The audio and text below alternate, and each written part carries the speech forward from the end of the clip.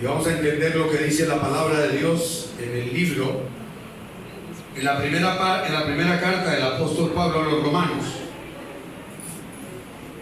Y vamos a leer lo que el apóstol Pablo dice en la carta a los romanos. Dice en el capítulo 15, lo hemos estudiado varias veces, vamos a recalcarlo esta noche, porque es lo que tiene que traer a nuestra vida esos pasajes de la palabra de Dios. Estos bloques de lectura que hacemos esta noche tienen que traer a nuestro corazón, a nuestra vida, tienen que traer paciencia y consolación en su palabra. Tiene que venir, la palabra de Dios tiene que ser un arma que consuela nuestra vida.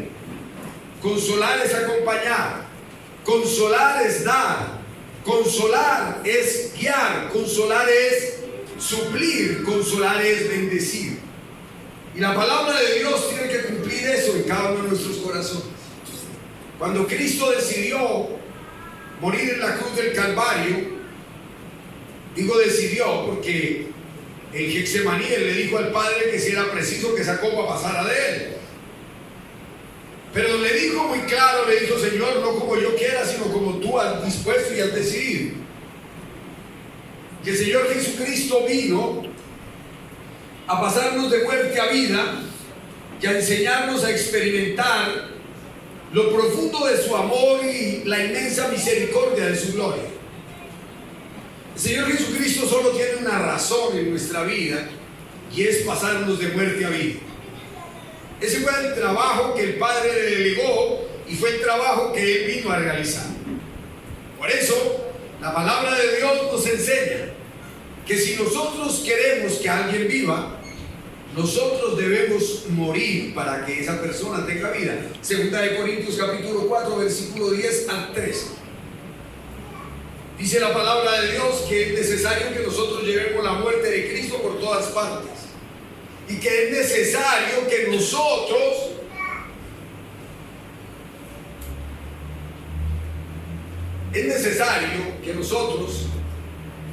decidamos morir para que la muerte en nosotros genere vida en los que están alrededor nuestro. La semana pasada les explicaba, hablando de ese mismo versículo, la necesidad que tiene un padre de morir para poder darle vida a sus hijos. Morir, y no estamos hablando de morir físicamente en la carne, estamos hablando de la necesidad de morir a muchas cosas que a usted le gustaría hacer, pero que por el solo hecho de educar a sus hijos, por el solo hecho de ser formador de sus hijos, tiene que morir a eso. Cuando tenemos hijos pequeños, tenemos que morir a muchas cosas. Esa es la gran dificultad de los que nos casamos jóvenes. Cuando nos casamos jóvenes, tenemos que empezar a morir muy jóvenes, ¿o no? Yo les he contado que yo me casé mi esposa iba a cumplir 16 años, yo tenía 19, acaba de cumplir 19 años, nos casamos, y al año y medio nació mi hijo, casi a los 2 años, y nos tocó empezar ¿a qué? Nos tocó empezar a morir. A mí me gustaba mucho, por ejemplo, los domingos, irme a hacer cosas con mis amigos, salir con mis amigos, parrandear, hacer muchas cosas. Cuando entendí que ya era un hombre casado y que tenía un hijo, me tocó morir a esos gustos para dedicarle tiempo a quién, para dedicarle tiempo a mi hijo, para estar con él, para que él tuviera vida, para que él se levantara al lado de un papá y tuviera una paternidad con la que él pudiera disfrutar después en sus recuerdos. Porque la paternidad no se disfruta, se juega en ese momento, pero la seguridad que genera la paternidad se vive muchos años después, ¿o no? Eso no se vive ahora. Por eso tenemos que recordar pasajes como Gálatas capítulo 6, versículo 7. Son pasajes muy profundos en la vida de un creyente, en la vida de un padre que quiere levantar hijos con bienestar para el mañana. Entonces, ¿qué dice Gálatas capítulo 6, versículo 7? Dice: que ahí dice la palabra de Dios: no os engañéis, Dios no puede ser burlado. Todo lo que el hombre sembrare, eso mismo ¿qué? Eso mismo segará. Es algo que no tiene sentido, y dice la Biblia en el versículo que sigue, dice que el que siembra para la carne, de la carne recoge corrupción. El que siembra ¿qué? Para el espíritu recoge ¿qué? Vida eterna. Usted tiene que tomar la decisión que siembra. Y sembrar no es una cosa diferente a dar. Y el que siembra tiene que regar la semilla, ¿o no? No es botar la semilla. A veces creemos que la paternidad es eso. A veces creemos que la paternidad es coger el hijo y ya cuando camina y ya cuando va al colegio, entonces ¿qué hacemos con el hijo? Entonces lo metemos al colegio al que mejor, al que más dinero podamos invertir para decir que lo tenemos en un colegio ¿qué? Bueno, caro. Es que yo me esfuerzo para darle lo mejor a mi hijo, y le da el mejor colegio, le da la mejor ropa, le da todo. Eso lo hace cualquiera, pero ser papá no lo hace cualquiera. Ser papá es darle ¿qué? Darle amor, darle cariño, darle acompañamiento, servirle, ayudarle. Que entonces más adelante usted va a recoger una persona de vida, va a recoger semillas, porque más adelante hay que aplicar lo que dice la Biblia: por sus frutos ¿le qué? ¿Cuándo ve uno los frutos del hijo?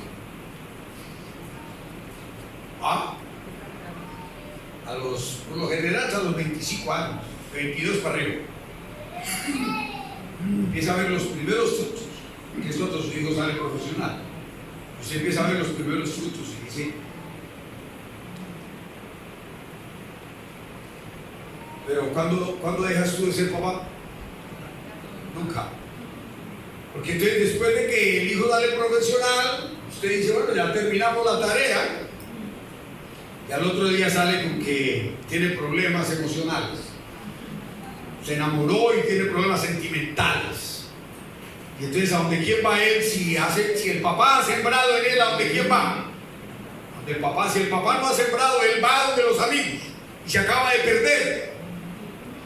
Y entonces, si usted empieza a utilizar los ¿qué? Adagios del mundo, no quiero que usted más ¿qué? Este refrán en la tierra de Israel. Pero usted tiene, después de los 25 años, cuando usted no ha hecho lo que tenía que hacer, empieza a hacer uso de refranes, ¿o no? ¿Y por qué tu hijo está así? Yo le he advertido a él que el que anda entre la miel algo se le pega.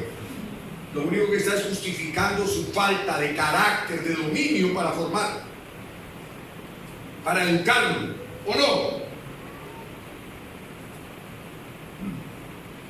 Bueno, ¿y por qué es tan malo? No, nosotros le hemos dicho que el que se junta con los malos, malo se vuelve.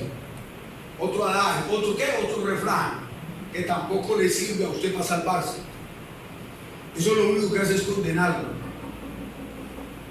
Que lo único que va a hacer es demostrar que usted es ¿qué? Débil de carácter. Los hijos son como la palma africana. Usted siembra la palma africana y a los 15, 20 años empieza a cosechar. Antes apenas la ve crecer. ¿Cuándo vas a ver que le da un buen fruto?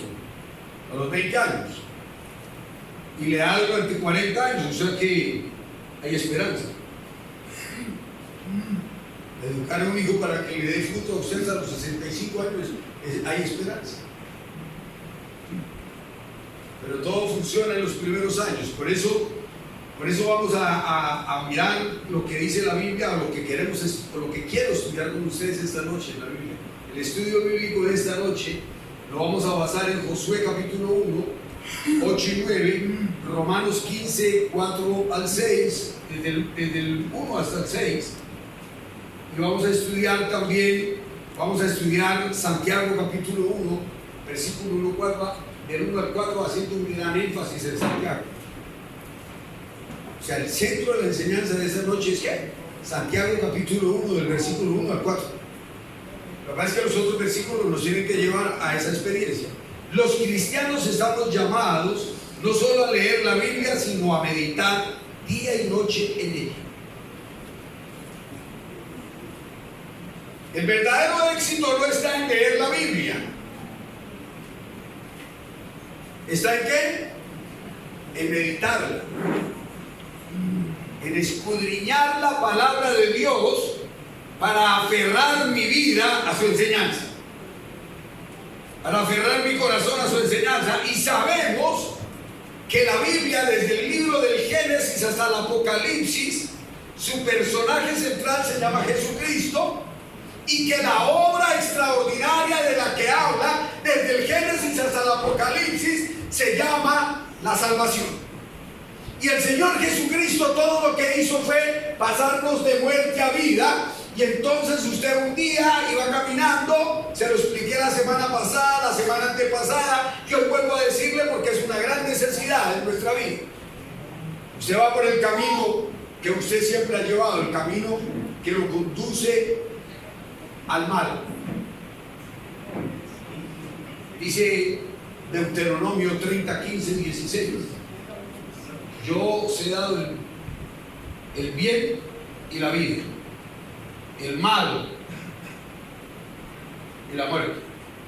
Usted escoge para dónde se va, usted es el que escoge. Pero Dios dijo que no quiere que usted sea ¿qué? Tibio.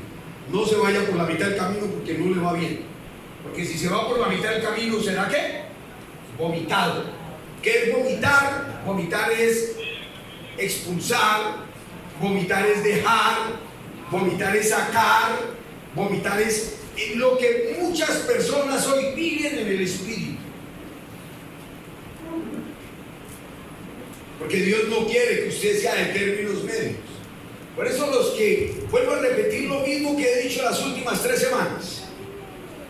¿Cuántos de ustedes abren hoy la Biblia y lo vuelven a abrir el próximo sábado cuando regresan a este lugar?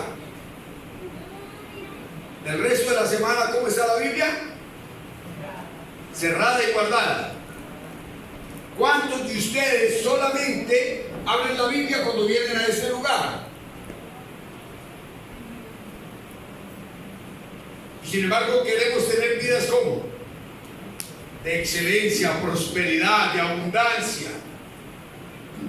Si usted no estudia la palabra de Dios, nunca va a descubrir qué es lo que Dios es capaz de hacer por usted, con usted y para usted. No lo va a descubrir nunca, porque fuera de la palabra de Dios no hay vida. Fuera de la palabra de Dios no hay revelación. Fuera de la palabra de Dios no hay sensatez. Fuera de la palabra de Dios no hay integridad. Fuera de la palabra de Dios no hay poder. No insista en vivir a medias, porque la Biblia no acepta términos medios. O somos fríos o somos calientes. También les decía la semana pasada y les recuerdo antes de entrar a profundizar en el estudio de la Biblia: ¿por qué vivimos mal? Porque la gente hoy, ¿dónde quiere buscar respuesta a sus problemas? En el mundo. En el mundo. Y les dije la semana pasada, no es que yo no esté de acuerdo con el estudio, y les recordé que mis hijos todos han estudiado y que yo les recomiendo a cada uno de ustedes que sus hijos tienen que estudiar. Que el problema no es el estudio, el problema es abandonar el estudio de la palabra de Dios. Entonces, si usted hoy, cada día el ser humano tiene menos tiempo de buscar a Dios en su palabra. ¿Por qué? Porque cada día crecen los cursos de mente positiva, cada día crecen los cursos de la vida, del poder, cada día crecen los cursos de la prosperidad en el dinero, cada día crecen los cursos de la abundancia. Y entonces cada día hay menos tiempo para buscar a quién, a Dios en su palabra. que es donde verdaderamente están las respuestas del ser humano.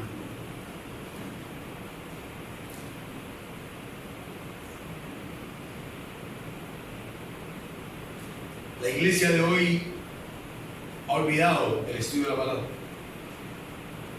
y se ha vuelto una iglesia motivacional, una iglesia de una teología positiva, de una teología de impresión, no de una teología de vida. Y eso le fascina a la gente.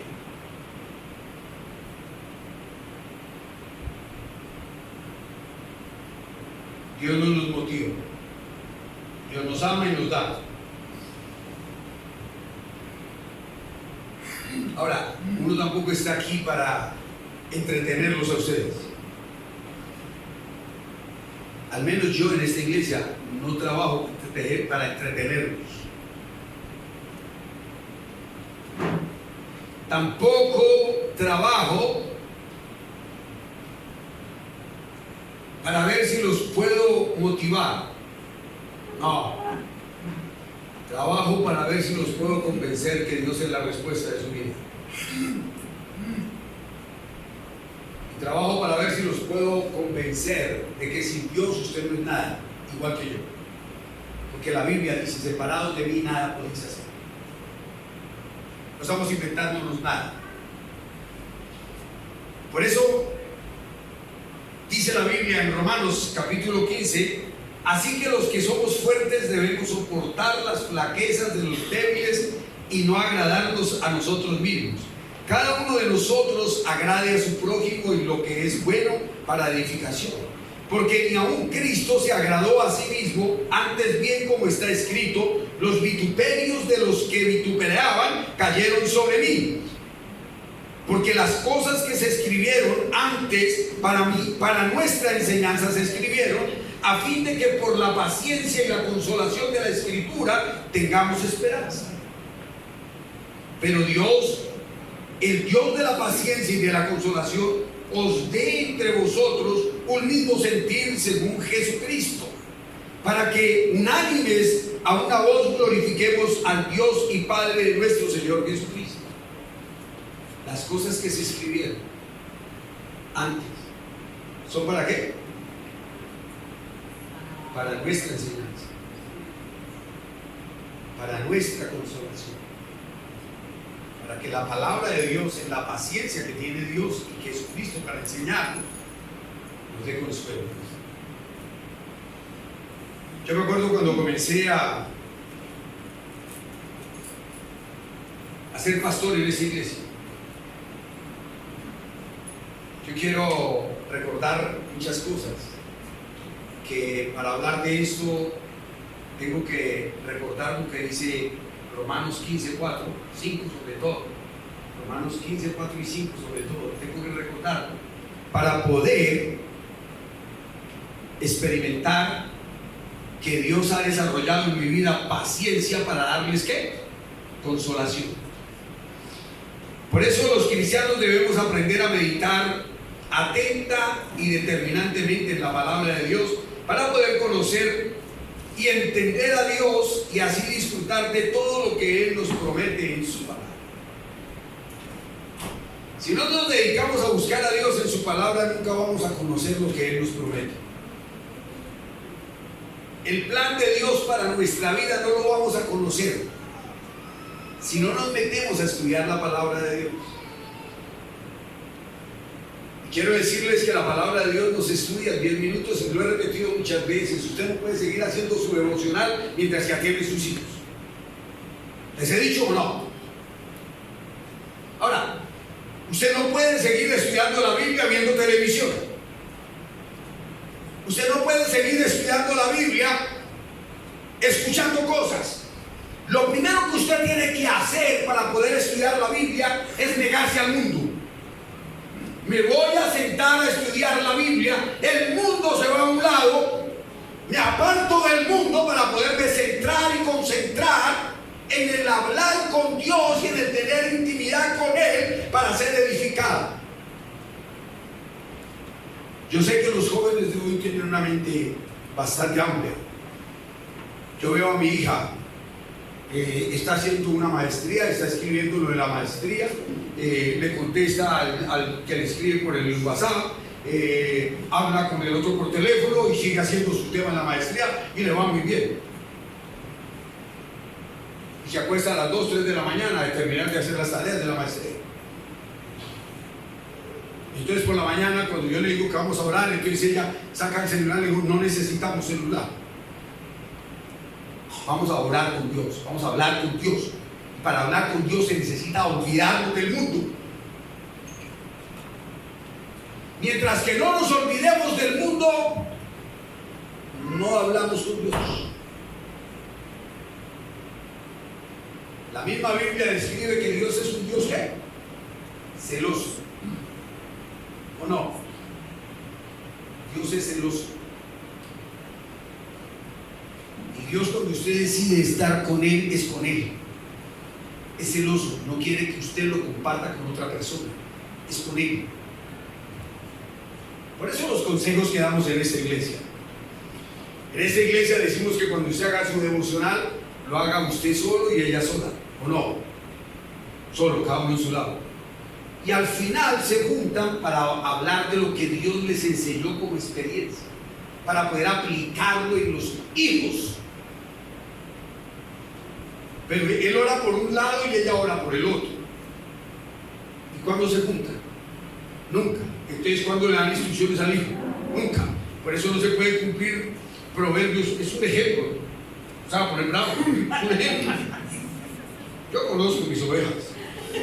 Por eso le digo, no sabe por el bravo. Es un ejemplo que se me sentó ahí adelante. Pero quiero decirle a usted que esa es nuestra vida en Cristo.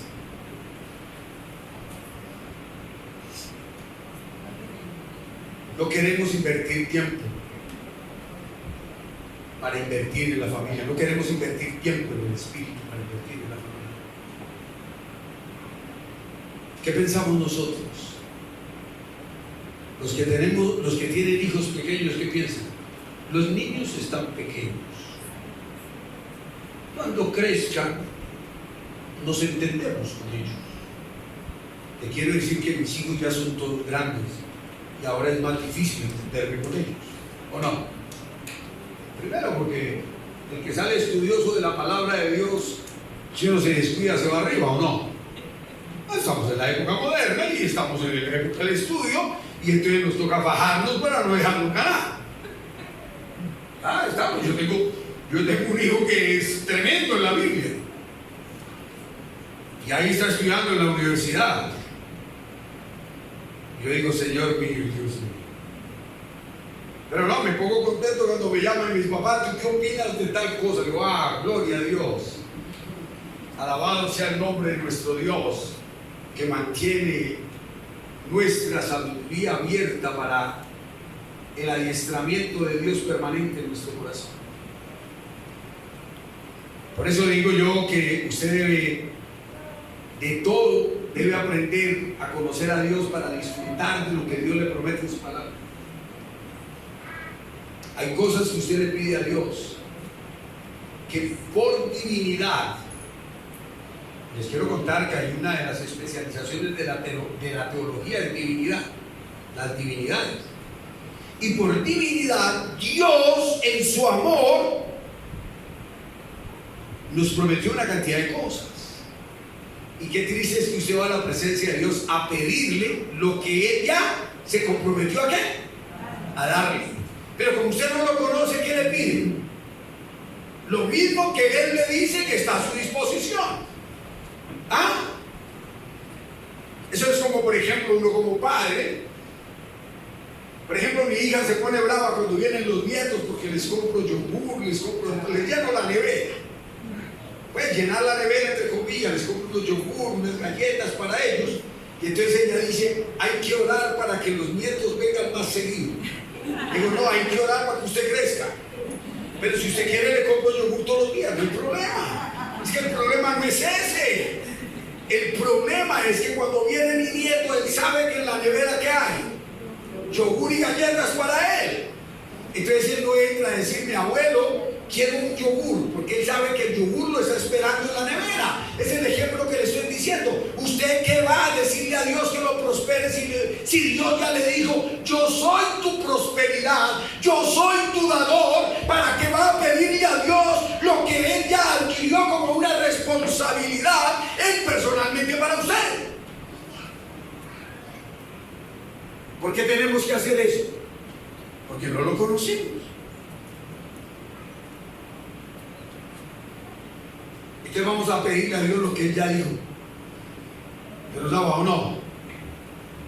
Señor, provee comida para mí. Señor, mi casa necesita alimento, Dios. Y el Señor le dice: mira las aves del cielo, que no siembran ni trabajan ni nada, y yo nunca las he dejado morir de hambre. O sea que Dios ya tiene una responsabilidad con usted, ¿o no? Pero ¿cuándo se va a creer?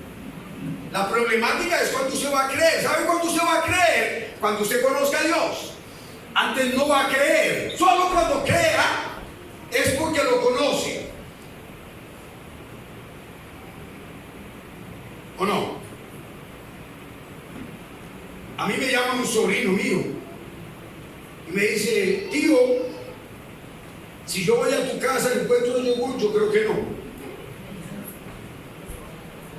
¿Por qué, tío? Porque yo no sé, usted no acostumbra a venir. Y si lo compro desde ahorita se daña porque no sé cuándo viene. Pero si usted me conociera, no me pregunta eso, sino me avisa cuando viene, ¿o no? Tío, voy a saludarte el día tanto y yo tengo lo que a usted le gusta. Cuando usted, los casados, a ver, cuando uno quiere disfrutar de las cosas buenas, ¿a quién va a visitar? ¿A la mamá o no? Yo digo: vamos de la mamá, ¿quién uno vive? ¿Y la mamá qué le da a uno? Lo que a uno le gusta. Ya no le pregunta qué quiere, sino le da lo que ella sabe que a uno le gusta.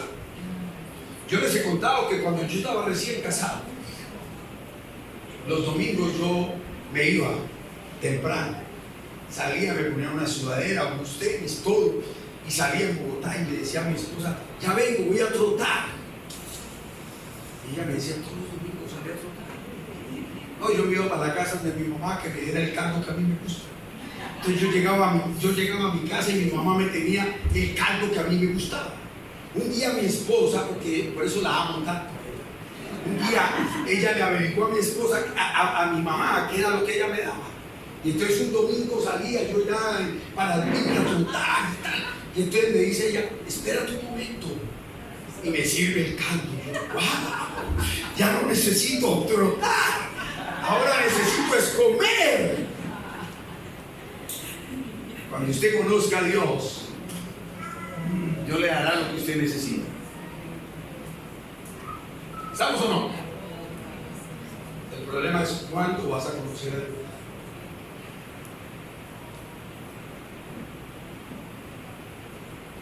Y créame que leyendo la Biblia no conoces a Dios. A Dios se conoce meditando la palabra. ¿Quién era el que conocía a Dios? ¿Moisés o Josué? Moisés. ¿Estamos de acuerdo? Moisés entraba a la nube y entraba a la presencia de Dios y hablaba con él, y todo lo hacía Moisés porque él era a quien conocía a Dios y él era el que conocía a Dios. Cuando Dios puso a Josué, entonces le dijo: mira, Josué, para que tú seas parecido a Moisés, tienes que meditar de día y de noche en mi palabra, en mi ley, para que puedas hacer todo lo que en ella está escrito, y entonces harás prosperar tu camino y todo te saldrá ¿qué? Y entonces, ¿qué hacía Josué? Todos los días meditaba en la palabra de Dios y conocía a Dios todos los días. Hacía lo mismo que hacía Moisés y vivió bien, ¿o no? Pero a usted uno le dice: hay que meditar la palabra de Dios todos los días. Todos los días. Bueno, de los 7 días de la semana, ¿cuántos quiere vivir bien? ¿Cuándo? 2. Entonces, como quiere vivir 2, busca a Dios 2 veces. Más nada. ¿Está de acuerdo? ¿Usted cuántas veces quiere estar feliz? Todos los días. Entonces tiene que buscar a Dios todos los días. Porque es que es meditar su palabra día y noche. Dice la Biblia en Josué. Mire, con ese pasaje Dios me llamó a mí. Fue increíble cuando un día en una reunión Yo siento que Dios le está diciendo que le sirva de pastor en su iglesia. Y yo voy a la presencia de Dios en el oratorio que tenía en mi casa y hablo con Dios en su palabra. Y empiezo a hablar con Dios y yo le digo: Señor, eso es muy difícil. Eso es muy complicado, muy exigente. Eso tiene muchos altibajos. Y entonces Dios me puso a leer Josué 1:5-9. Entonces yo leí Josué 1:5-9 y me dice: nadie te podrá hacer frente en todos los días de tu vida. Así como estuve con Moisés, estaré contigo. No te dejaré ni te desampararé. Esfuérzate y sé valiente, porque tú repartirás a este pueblo la heredad que yo le prometí a sus padres que daría a ellos. Solamente esfuérzate y sé muy valiente para no apartarse ni a la derecha ni a la izquierda de los mandamientos, preceptos y ordenanzas que dejó mi siervo Moisés. Y dice: nunca se apartará de tu boca este libro de la ley, sino que de día y de noche meditarás en él, para cuidar, guardar y poner por obra, y hacer entonces así prosperar tu camino y todo te saldrá bien. Mira que te mando que te esfuerces y seas valiente. No temas ni desmayes, porque Jehová tu Dios estará contigo donde quiera que vayas. Cuando yo leí ese pasaje, no sabía si llorar, reírme, saltar, correr, no sabía qué hacer. Pero lo único es que cuando prediqué ya como pastor la primera vez en esta iglesia, prediqué con todo lo que tenía en mi corazón, porque antes de llegar a la iglesia, antes de llegar al distrito, a la iglesia, volví a recordar 2 versículos que están en la palabra de Dios. Volví a recordar: nunca se apartará de tu boca este libro de la ley. Y volví a recordar: mira que te mando, que te esfuerces y seas valiente, que no temas ni desmayes, porque Jehová tu Dios estará contigo donde quiera que vayas. Qué predicación hermosa ese día, no se me olvidará nunca, porque estuve meditando profundamente en lo que Dios me puede decir. Y me aferré profundamente a que Él estaría conmigo, que no me dejaría. Pero Él no me pidió el favor de orar, no me pidió el favor de estar en la Biblia. Me dijo muy claro: mira que te mando, mira que te mando, que te esfuerces y seas valiente, que no temas ni desmayes, porque Jehová tu Dios estará contigo donde quiera que vayas. ¿Por qué estoy en la República Dominicana? ¿Ustedes creen que yo pedí venir a vivir a la República Dominicana? Yo nunca pasé una carta diciendo: Señor, quiero que me lleves a la República Dominicana. Nunca. Pero un día Dios me dijo: quiero que prediques mi palabra en la República Dominicana. Y estoy aquí haciendo el esfuerzo de predicar la palabra.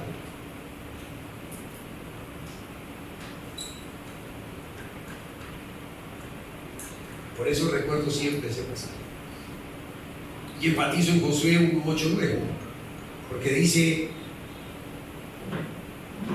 digo yo en ese tema mío, un día estudiando ese tema, el versículo 8 en este pasaje, descubrí que no sabía a ciencia cierta qué era meditar. Así que no lo descubrí el primer día que leí la Biblia o que leí esa promesa. Mucho tiempo después descubrí que yo no sabía qué era meditar.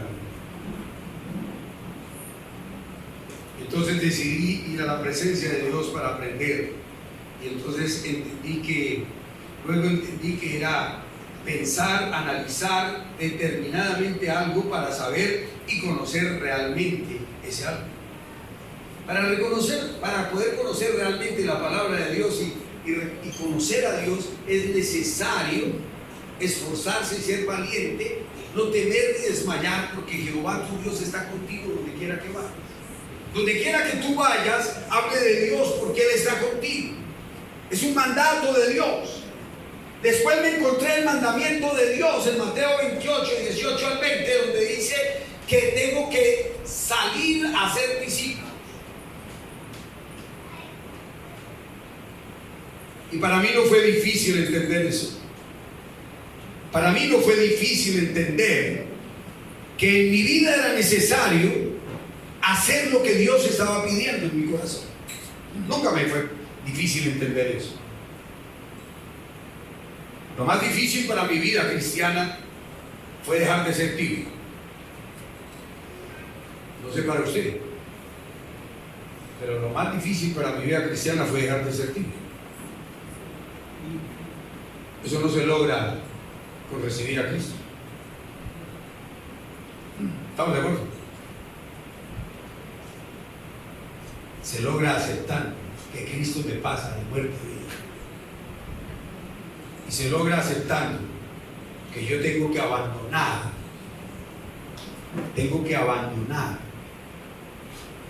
el camino del pecado en el que vivo y pasar al camino que es Cristo. Y yo soy el camino, la verdad y la vida, y nadie viene al Padre sino por mí. Y ahí tengo que permanecer el resto de mi vida. Ahí tengo que permanecer el resto para poder vivir y experimentar el amor sublime de nuestro Dios. Vamos a estudiar el Evangelio, la Epístola de Santiago. La Epístola de Santiago fue una de las primeras escritas probablemente antes del año 50, después del martirio de Esteban. En Hechos capítulo 7, versículo 55, habla de el maltrato que hicieron con Esteban cuando Esteban murió. Y eso es lo primero que uno tiene que entender en este momento. La Epístola de Santiago. Bueno, si son más reales, no se llama la Epístola de Santiago, la Epístola de Jacobo, el hermano de Jesús. Él escribe esa primera epístola más o menos en el año 50, después del martirio de Esteban, y aumentó. Y cuando Esteban muere, y Esteban dice, cuando está muriendo en Hechos capítulo 8, cuando Esteban dice que Señor, perdónalos por el pecado que están cometiendo, perdónalos por no saber lo que hacen. Entonces se despertó y aumentó la persecución, y los cristianos de Jerusalén fueron esparcidos por todo el mundo. La muerte de Esteban y las palabras que dijo Esteban no generaron unidad espiritual, no generaron coinonía en el espíritu en la iglesia. O bueno, en la iglesia probablemente sí, pero el martirio de Esteban, el sacrificio de Esteban y las palabras que Esteban pronunció con poder y con identidad propia de la vida de salvación, generó que la iglesia fuera esparcida por todo el mundo. Por eso empezaron a salir los judíos, los hebreos para todas partes. Se esparció la iglesia, se fue toda la iglesia. Cuando usted lee Romanos, hubo comunidades judías cristianas florecientes en Roma, Alejandría, Chipre y ciudades de Grecia y de Asia, del Asia Menor, debido a que estos nuevos creyentes no tuvieron el apoyo para establecer las iglesias cristianas. Santiago dice, o Jacobo pronuncia y dice Jacobo, que ellos no tuvieron el respaldo, y por eso les escribió como un líder interesado en el bienestar de ellos, a fin de animarlos en la fe durante el periodo más difícil de sus vidas, que fue el tiempo de la expansión.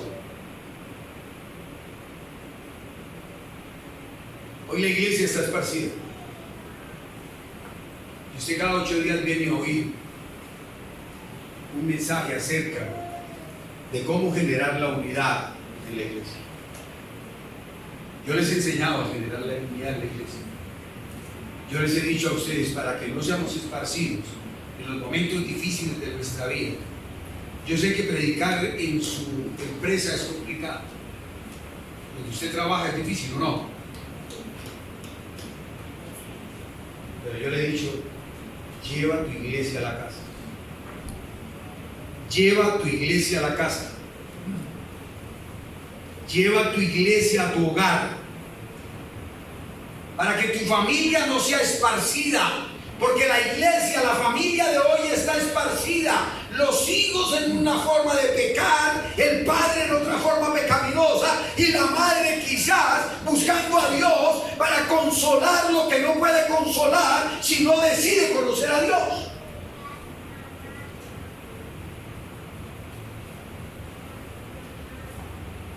Usted tiene que llevar la iglesia a su casa. Eso vuelvo a repetir. ¿Cuántos de ustedes vuelven a abrir la Biblia el próximo sábado después de la alabanza o no? Porque ni siquiera durante la alabanza. Usted la habla en el momento que uno dice vamos a estudiar la Biblia. Vamos a abrir la Biblia en Santiago capítulo 1, usted abre la Biblia. Cuando terminamos Santiago, usted cierra la Biblia y ¿cuándo la vuelve a abrir? La otra semana cuando le diga vamos a estudiar Gálatas o Efesios, lo que sea.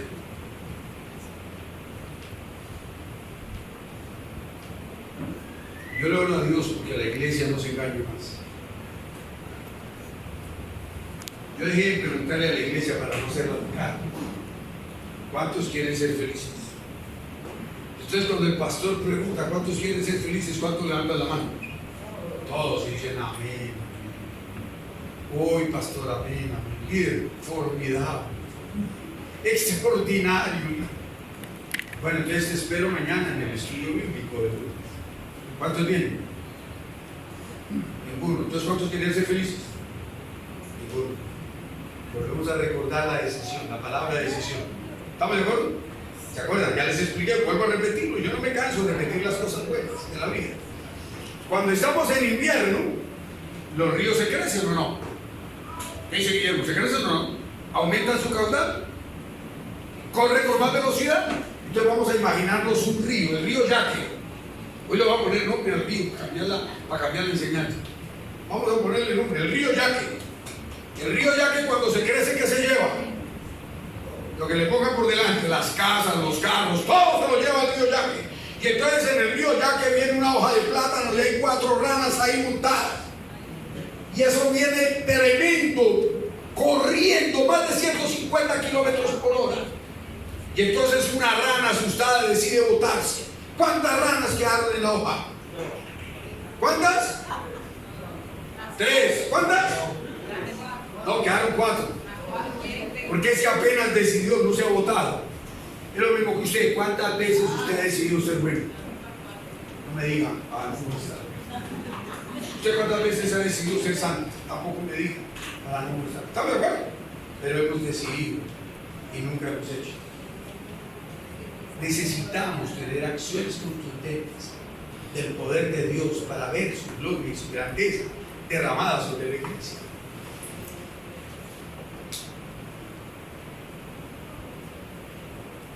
¿O no? ¿Cuántas veces ha decidido usted amar a sus enemigos? No me digan. Seguimos mejor estudiando. Porque es que apenas hemos decidido. Pero nunca hemos tomado ¿qué? Una acción contundente para ver la verdad de Dios plasmada en el corazón del ser humano. Los casados, ¿cuántas veces han tomado la decisión de amar a sus esposas? Y uno todavía se sienta al lado de ellas y les pregunta y dice, estoy sufriendo ese verdugo que tengo por esposo. Y sin embargo él decidió amarla. ¿Ah? Es que para maltratar a una persona no se necesita fuerza. ¿O sí? No. Con tu indiferencia mata a la humanidad. ¿Ah?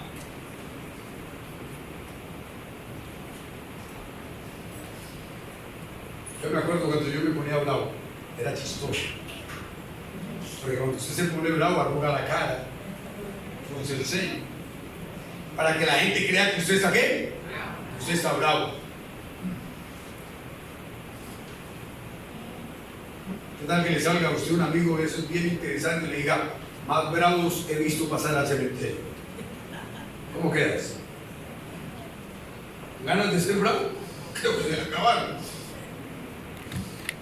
Pero bueno, vamos a orar esta noche. Vamos a pedirle a Dios que nos dé sabiduría, porque Santiago no dice que pasen por diversas pruebas, sino que las aprendamos a conducir en Cristo. Vamos a leer Santiago capítulo 1. Vamos a leer Santiago capítulo 1, del versículo 1 al 4. Santiago, siervo de Dios y del Señor Jesucristo, a las 12 tribus que están en la dispersión. Salud. Entonces, cuando usted lee ese pasaje de la Biblia, ese primer versículo, usted dice que eso fue escrito ¿para quién? ¿Para quién? Léalo otra vez.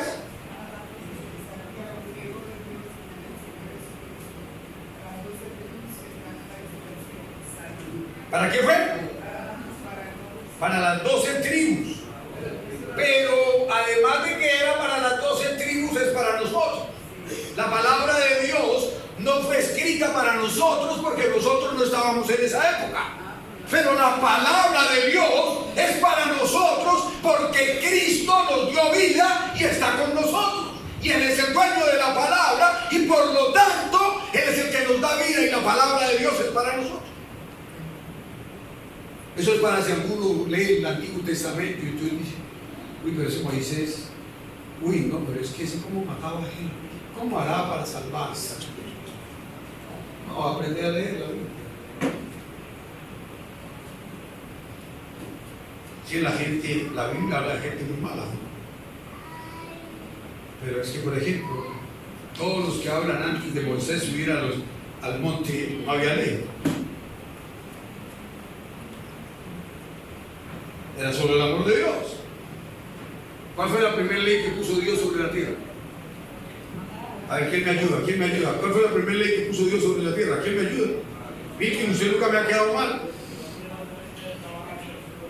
No, ¿cuál fue? Toda la ley que puso Dios, vea, no comas de ese árbol. No había más ley. No había más ley. Todo lo que Dios dijo es, mire, te he dado todo, toda autoridad y todo sobre todo, pero no puedes comer de ese árbol. Y a la niña Eva, ¿de cuál árbol le dio por comer? Y entonces empezó a enseñorearse de su esposo hasta que lo hizo comer. Y por eso estamos aquí mirando a ver cómo nos salvamos. Por eso estamos mirando aquí a ver cómo nos sostenemos en el plan de salvación que Cristo hizo para nuestra vida. Vamos a ponernos en pie, vamos a orar esta noche. Vamos a darle gracias a Dios porque dice, hermanos míos, tened por sumo gozo cuando os halléis en diversas pruebas, sabiendo que la prueba de vuestra fe produce paciencia, mas tenga la paciencia su obra completa para que seáis perfectos y cabales, sin que os falte cosa alguna. ¿Cuántos están contentos cuando hay pruebas? Entonces usted ahorita dice, usted está leyendo la Biblia, por ejemplo, y entonces empieza a leer que usted está obligado a tener mandamientos. ¿Usted qué dice? Mejor voy a leer los salmos. En los salmos hay consolación para vivir. No, lea los mandamientos para que viva bien y se prospere, ¿o no? Pero usted, ¿qué es lo que le gusta leer? Los salmos y los proverbios. En eso que los proverbios los lee un poquito, solo cabezote. Pero los salmos usted es feliz. Usted es feliz leyendo los salmos. Jehová, tú eres mi pastor, nada me faltará. Y el otro se para al otro lado y le contesta así, pared por medio. Jehová es la roca de mi salvación. ¿De quién temeré? ¿Ah? Pero ¿por qué no leen la Biblia completa? ¿Por qué no la estudian cuando Dios le dice que si no ama a los demás no puede ver su gloria porque no se ama ni siquiera a usted mismo? Por eso os ordenamos, dice el Señor Jesucristo. Nuevo mandamiento yo os doy, que os améis unos a otros como yo os sé que. No más. No dice como los amó Pedro, como los amó Pablo, como los amó Juan, como los amó el vecino, como lo amó su papá, como lo amó su mamá, sino como yo lo he amado. Ama a tu enemigo como yo te he amado. ¿Compromiso digo o no? La primera vez que yo entendí ese versículo, yo tenía muchos enemigos, porque yo había sido poco juicioso en la vida. Entonces tenía muchos enemigos. Es que no es juicioso, tiene enemigos. Bueno, Rafael, hay que saldar todas esas deudas. Ah, hay que saldar todas esas deudas. Pero cuando uno no es juicioso, ¿tiene enemigos o no? Claro, hay que pedirles perdón. Entonces ahí es cuando usted dice, pero Señor, Él me ofendió mucho. Y el Señor dice, mire, olvida. Y usted dice, pero Señor, acuéstate. No. Vamos a orar, vamos a decirle al Señor qué es lo que nos lleva a olvidarnos de las cosas que hoy están afectando nuestra vida. Y entonces vamos a hablar. Dígale a Dios, Señor, yo no quiero orar para que la aflicción sea eliminada. Más bien oro pidiéndote sabiduría para usarla correctamente. Por eso te pido sabiduría, Señor, porque es la que voy a necesitar en las pruebas, en las dificultades, para poder salir adelante y ver tu gloria y disfrutar del amor y de la misericordia que viene de lo alto. Levante sus manos al cielo y dígale a Dios. Dígale a Dios ahora, entrégale su casa a Dios. Entrégale su familia a Dios. Entrégale su familia a Dios esta noche y dígale, Señor, esta noche quiero entregarte, Dios, mi familia. Nómbralos a cada uno de los que no están en este lugar. Dígale, Señor, yo quiero que tú lo recibas en el abrazo y la misericordia que viene de ti. Dígale, Señor, vengo a pedirte que tú te glorifiques en mi familia, Señor. Dígale, Dios, derrama tu consuelo y tu amor sobre mi vida. Derrama tu misericordia y tu gracia sobre mi corazón. Y permíteme experimentar el amor y la ternura que viene de Dios. Dígale, Dios, tu palabra dice que tú eres mi proveedor. Y te ruego que proveas el alimento y la bendición en mi casa. Tu palabra dice que tú eres mi sanador. Te pido que proveas sanidad, medicina y curación para toda mi familia. Tu palabra dice, Jehová Dios, que tú eres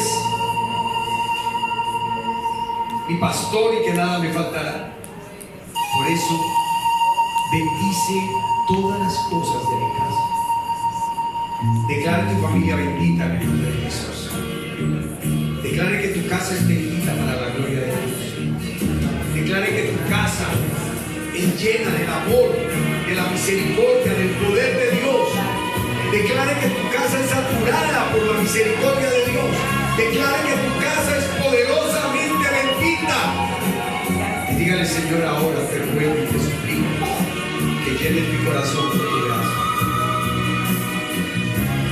Padre, bendice a los que te creen, a los que con corazón humilde buscan en tu palabra satisfacer sus necesidades y sus vidas.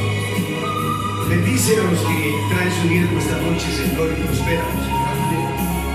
Haz que el cielo se abra sobre sus vidas y que el derramamiento de tu Santo Espíritu sea una realidad en sus corazones. Por eso, aviva el fuego de tu Espíritu en cada corazón y cada vida.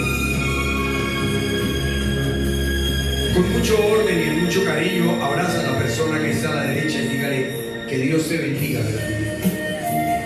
Que Dios te prospere todos los días de tu vida. Dígale que el Dios del cielo genere santidad en tu corazón. Que el Dios del cielo sature tu vida de amor y de misericordia.